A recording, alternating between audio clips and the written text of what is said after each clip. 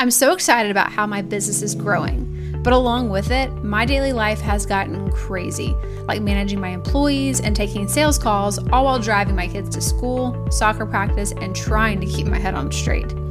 I don't want the growth to stop, and I know we need to create a better online presence to do that, but we haven't written a blog, posted on social media, or touched our website in months.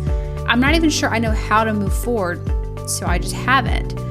But then I found the Breezy Company, a monthly marketing service subscription that provides experienced and consistent teams with your most demanding marketing tasks through an efficient and streamlined process. It's so simple. I just chose the plan I needed. They matched me with one of their amazing Breezy team members. They onboarded me, and my company was off to the marketing races. I finally feel confident that I have a team who has my business's back and is working to promote what we do, drive leads to our pipeline, and make our brand look amazing.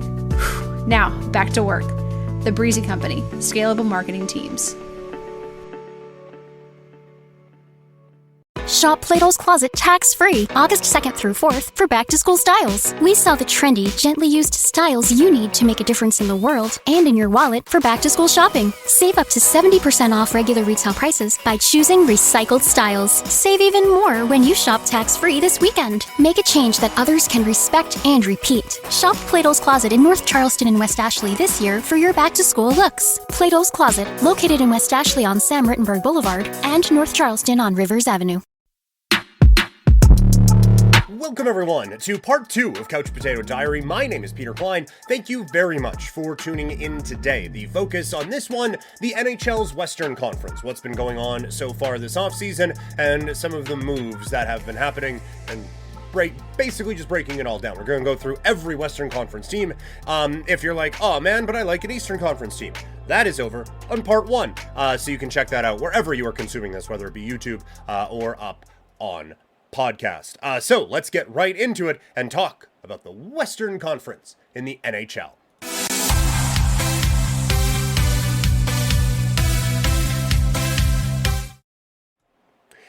The Anaheim Ducks will get us started, so we are firing away. They haven't done anything. Everyone is talking about how they might trade Zegras. It makes so much sense. Having Leo Carlsson and McTavish as your 1-2 down the middle seems like it sets you up perfectly for years down the road. They get, I've been Seneke. I've been screwing up his name the whole draft time, so apologies.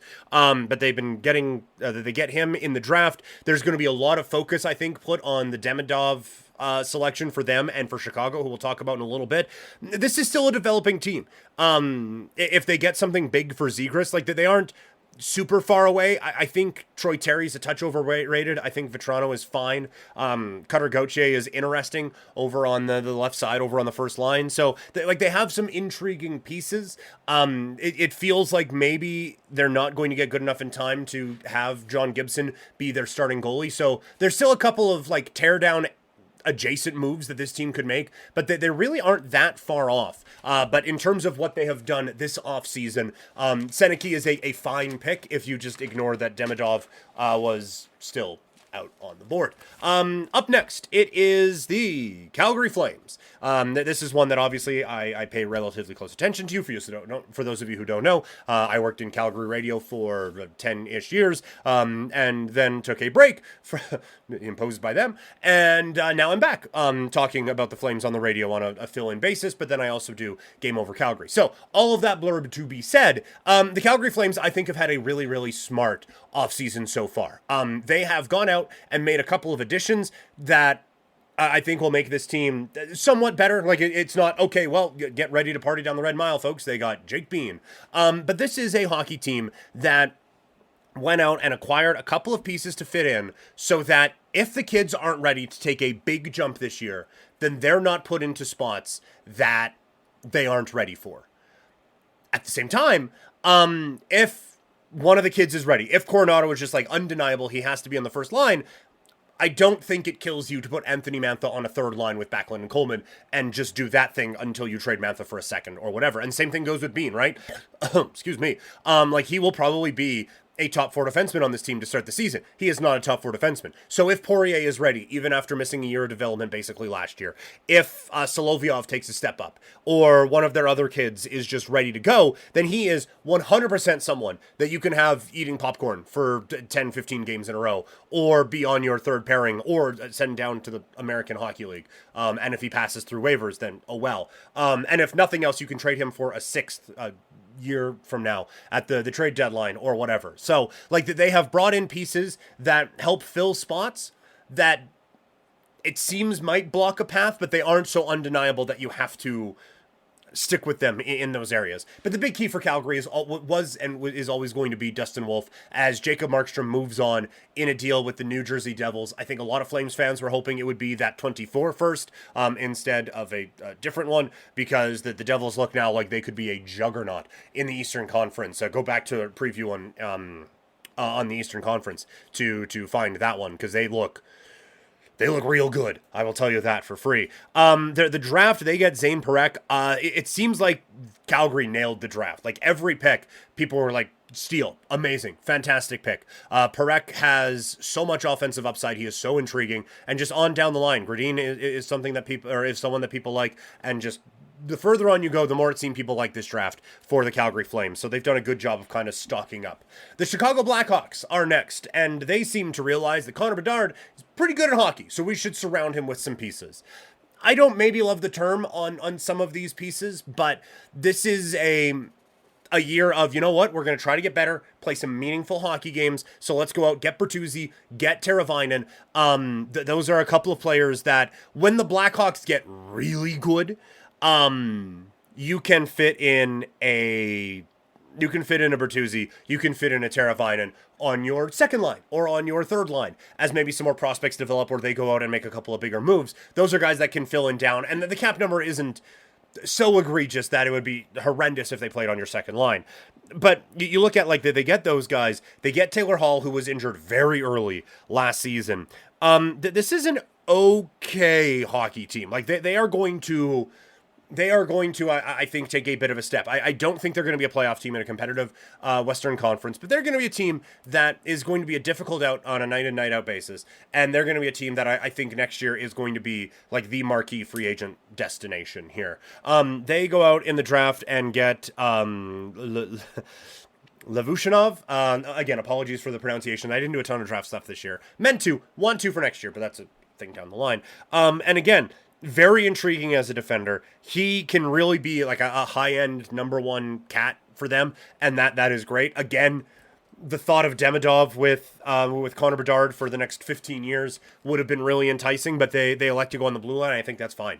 On to the Colorado Avalanche, who haven't really done a whole lot. They are right up against the cap. They have huge question marks when it comes to Landeskog's availability, Nichushkin's availability, as he's still in player assistance, whatever is going on with him at this time. I think the Brandstrom signing is a really, really, really good one, but this, for a team that is as capped out as they are, with some obvious issues that they have going on, this doesn't scream Stanley Cup threat to me. That blue line is really good. Taves and Makar are the best defensive pairing in the National Hockey League. Gerard and Manson are very good. Georgiev as a goalie is fine. And you still have one of the best players in the world in Nathan McKinnon. And maybe the best... no, maybe Connor McDavid. We'll stick with one of the best players in the world. Kind of blanked on that one for a second. My bad. But yeah, like you have one of the best players in the world and one of the best lines in the world with Drouin and Rantanen. So this isn't going to be a team that falls out or anything like that. But they need some help at forward to make this thing go. And I wonder, again, looking at it from a Flame standpoint, you wonder if they're like, hey, so Middlestad or Lehkonen, if you want to take $4 million off your books and free up some space, you let us know. I don't know if those would be the first two choices. I'm just saying from a Calgary standpoint, that's what you'd be looking at. But I do think that, like, this is still a really, really good hockey team. It's just, I don't know if they are good enough. The Dallas Stars, they were very close to being good enough a season ago as they fall in the Western Conference Final. They lose Chris Tanev and replace him with Lyubushkin, Smith, and Dumba. And I don't think that's enough. Now, you roll out there with a starting defensive pairing of Harley Heiskanen and then follow that with Lindell and Lyubushkin, you are still very good on the blue line. And Onger is still really, really good. It does feel like Tanev was the last piece to like a championship puzzle, but this roster, as it sits right now, because of how talented that forward group can be, I think that this is still a team that can be a Stanley Cup threat and a real Stanley Cup contender coming out of the Western Conference, even if this offseason hasn't really treated them in such a way. The Tanev loss does kind of sting. I do think they understood it was just going to be a rental. But I don't know if they've replaced that. Now, whole rest of the offseason, I don't anticipate them doing a whole lot, but trade deadline and whatnot, you can make that stuff work. The Edmonton Oilers have had a very good offseason. They're up next year. They go out and bring in Skinner coming off of his buyout. Arvidsson, which I think is just the perfect depth guy for Edmonton here. There's some talk that it would just be Skinner, Draisaitl, Arvidsson on your second line. Sure, sign me up. That team, that line might give up a bunch, but they are a really, really talented forward group. And like one of the strengths of this team on that run toward Game 7 in the Stanley Cup Final was some of the forward depth at times. Now, you were hoping it would get better, maybe in some different points, but there was some concern they would lose that because so many guys were available in free agency. They do lose Fogle, they do lose McLeod, but you still keep Janmark around. Brown is still around. Derek Ryan, I think, is a really important piece that didn't get talked about enough last year. And then you keep Henrique and Holloway. Like, this is, well, we'll see about Holloway. He's an RFA, but probably Holloway. This is a very, very scary team. My one issue is this blue line still is lacking from a championship level. And again, they got to within 2 goals of winning the Stanley Cup. So they aren't super far away from being a Stanley Cup contender by any stretch. They are one, legitimately. But if they wanted to get over that hump, I just feel like there is another defenseman or two that needs to be brought in for this Edmonton Oilers group. The LA Kings are up next. I said in the Eastern Conference one, I was going to bring this up here. This is addition by subtraction. Getting Pierre-Luc Dubois the fuck out of town is so important for the LA Kings and what they're trying to do. They go out and get a goalie in it in Darcy Kemper. We will see if he can get it back on track, and maybe fix something between the pipes for them. They get Fogle as well.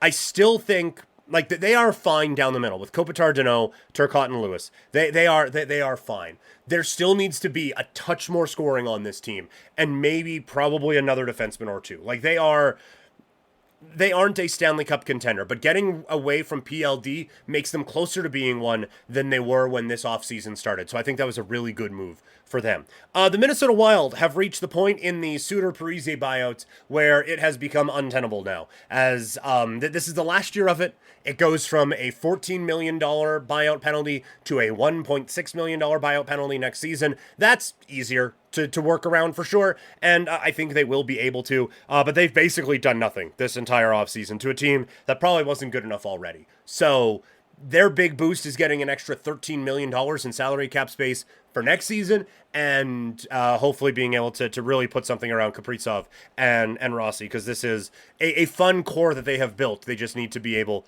to build on it. Why are so many dogs suffering from health issues? Actress Katherine Heigl, who's helped save over 16,000 dogs through her foundation, says she's seeing more issues with dogs' joints, odors, and health than ever before. And after doing a ton of research, she feels there's one place we can look to support any dog's health: their food. So she decided to create something she could actually feel good about feeding her dogs. It's called Superfood Complete.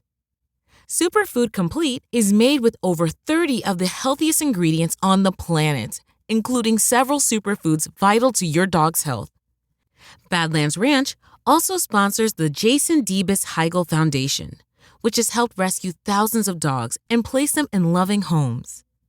Dogs across America are trying this food and experiencing amazing health benefits. Go to badlandsranch.com/save50 and order right now to get up to 50% off your regular price order with a 90-day money-back guarantee. If you want your dog to experience all these incredible things, go to badlands ranch.com/save50 today. If people are dieting now more than ever before, then why are nearly 1 in 3 American adults overweight?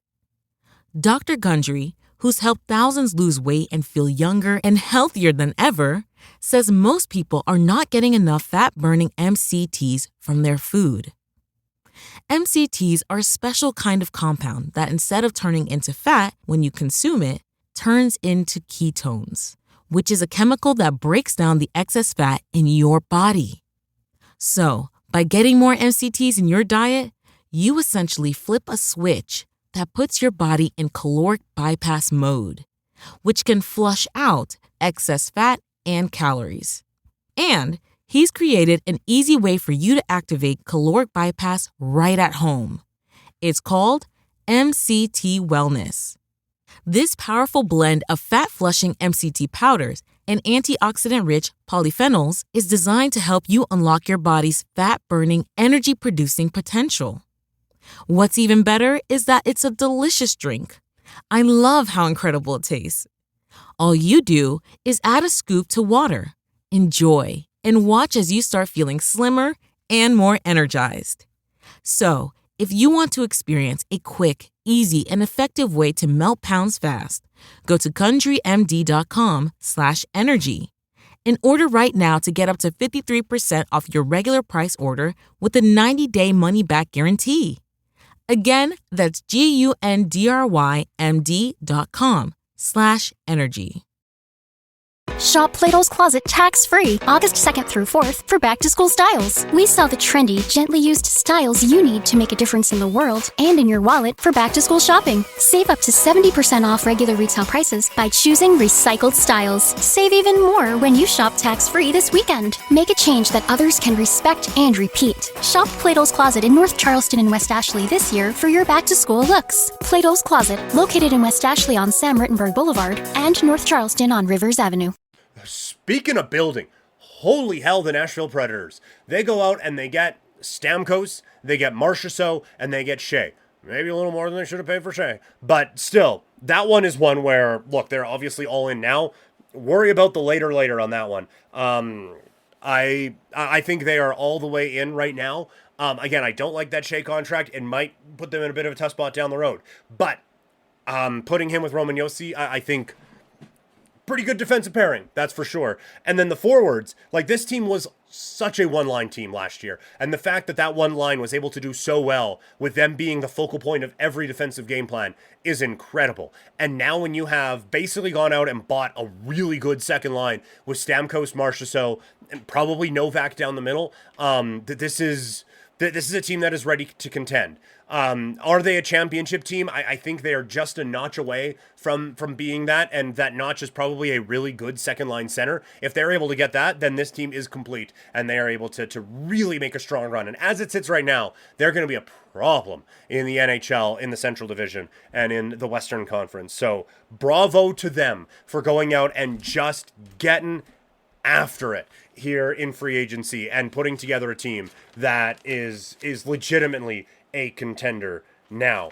We move on to the San Jose Sharks. They've made actually a few really smart moves. Obviously, the draft was going to be their big thing this offseason as they bring in Macklin Celebrini, the apple of everyone's eye in free agency. In the draft, he is going to be such a fun, electric player for the San Jose Sharks. And they recognized they needed to build around him. And this is not a team that is ready to break out in any way, shape, or form. But I think they've done really, really well. Sorry, I'm skipping over it. They get Sam Dickinson in the draft as well.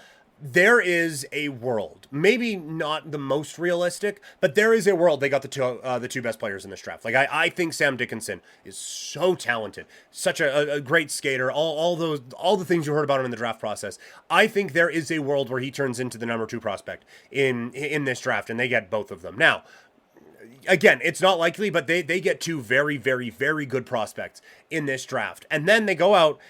They acquire Tyler Toffoli, who is, I think, the perfect guy to play alongside Macklin Celebrini. And then some pretty good depth moves. They bring in Wenberg, who I think is interesting down the middle. They bring in Barclay Goudreau and Ty Dellandrea for nothing.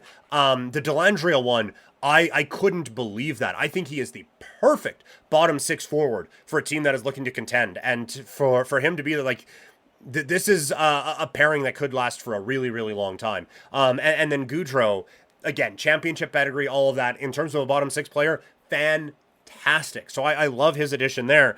Again, this team is so far away from being a good team, but they have put in a couple of interesting building blocks moving forward this offseason out in San Jose. In Seattle, they've decided to go for it, and a lot of people are criticizing the horses they've bet on. Look, I like the two players they brought in quite a bit. I have said for a long time, Chandler Stevenson is the type of player you win with, and when we were looking at some of the Canadian teams, like a Vancouver or a Toronto, in needing some of that depth forward punch, that playoff experience, those guys, again, that you win with, I thought he was perfect for them.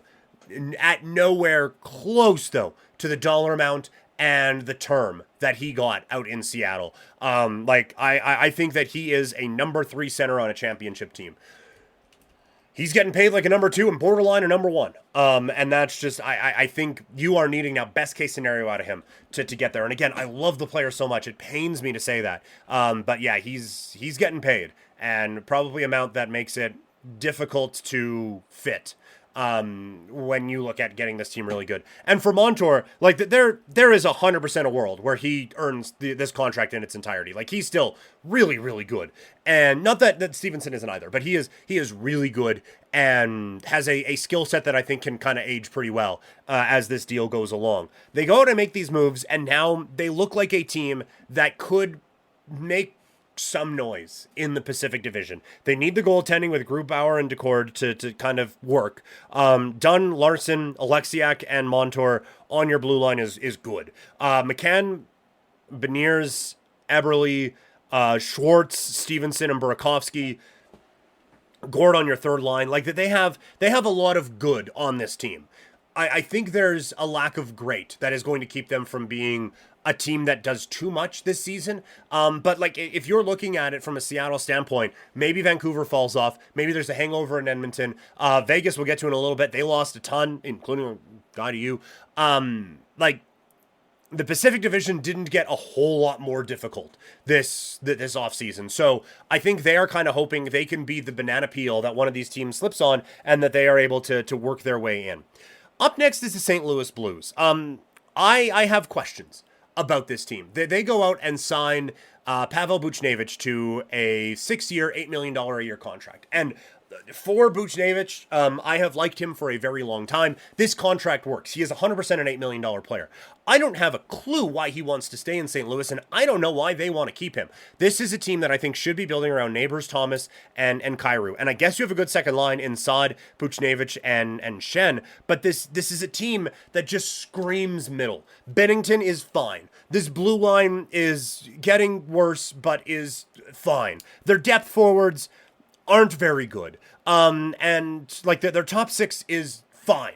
If Neighbors, Thomas, and Kyrou all take big steps forward, then this team can maybe be a team that threatens for a wild card spot. And they were kind of this year, but I don't think anyone took them overly seriously as a real threat. And they haven't gone out and improved on anything. So this whole thing looks like a middle of the road team to me out in St.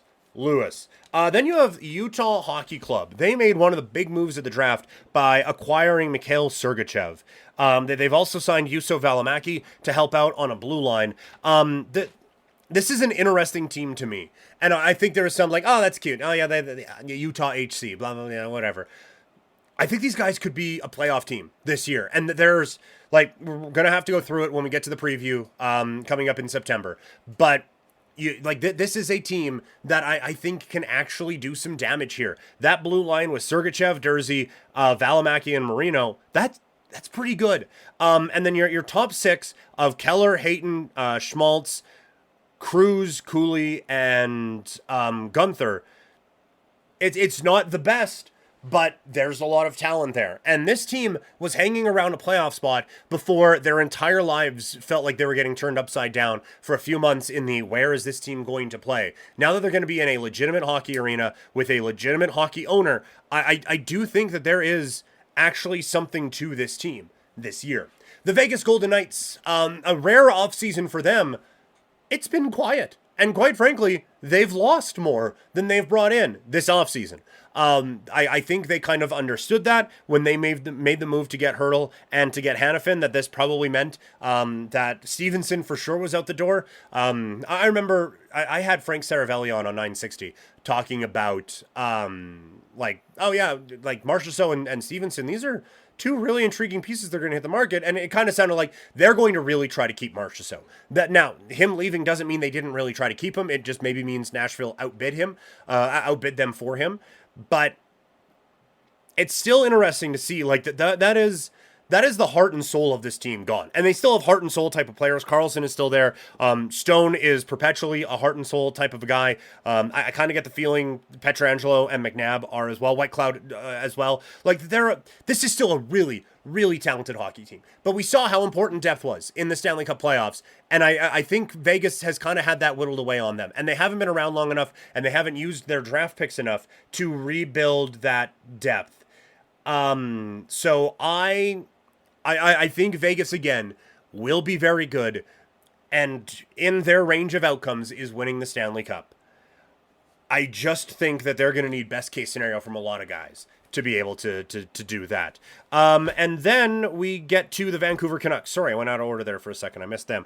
Vancouver goes out and gets Jake DeBrusk, who I like a lot and I think is an excellent fit. Vancouver scoring just went away in the postseason, and Jake DeBrusk does not go away in the postseason. I think, again, maybe this is overvaluing a little bit, but when you go into the playoffs with Heinen, Miller, Besser, Höglander, Pettersson, and DeBrusk as your top six, with Joshua Bluger and Garland, which was their best line on a lot of nights. Podkolzin is still a fourth liner on this team, but maybe has some room to move up if he starts to really progress the way that Vancouver thought he would in a little bit. This is a very good forward group, and still a team that I think, the President's Trophy, maybe not, but this is a team that can absolutely still go out and win the whole thing. I worry about the blue line still. Like, they have some good depth guys here. Going out and getting Forbort, going out and getting Desharnais. Those are good depth pieces. Those are pieces that are going to be starting every day, and a second pair of Soucy and Myers still isn't good enough to really get this team where they need to get to. They needed to get one of the Tanevs or something like that. They need to try to figure out a way to make some kind of a splash in the defensive market around the trade deadline, because if they want to get to the ultimate prize of the Stanley Cup Championship, that blue line, I do think, is the missing puzzle piece. And much like we did out east, we end with a flourish in the west. Or not. It is Winnipeg. More offseason talk about what they haven't done. Monahan leaves. That was maybe a bit of a luxury purchase anyway, but a good one to try to make a playoff push. That push ended in 5 games in the Stanley Cup playoffs. And now you are left with a team that, again, is good, but still probably needs a second-line center. I like the goaltending a lot. Obviously, Hellebuck's really good. The defense is fine, but again, the main question, the main offseason thing, this team has not added to a team that wasn't good enough, and it feels like Nashville's absolutely past these guys, and I don't think they've caught up to Colorado, and they certainly had a long way to go to catch up to Dallas, so there's 3 teams that are ahead of them, so that now you're competing for a wild card spot. I don't know what's going to happen with the Oilers deal. We'll see what happens with McGrody. But they need to get like something legitimate back to help this team get over the hump. Because right now, it just feels like there's a lot of cars passing them by out on the highway. All right, that is it for the Western Conference offseason recap. Thank you all so much for tuning in. Again, part 1, wherever you are consuming this, is the Eastern Conference breakdown. So check that out wherever you either get podcasts or watch it here on YouTube. Make sure you subscribe wherever you're consuming this. Like it if you're watching. Review it if you're listening. Follow me on social media. I am at Primetime Klein, and I will talk to all of you next week. Have a great weekend, everybody.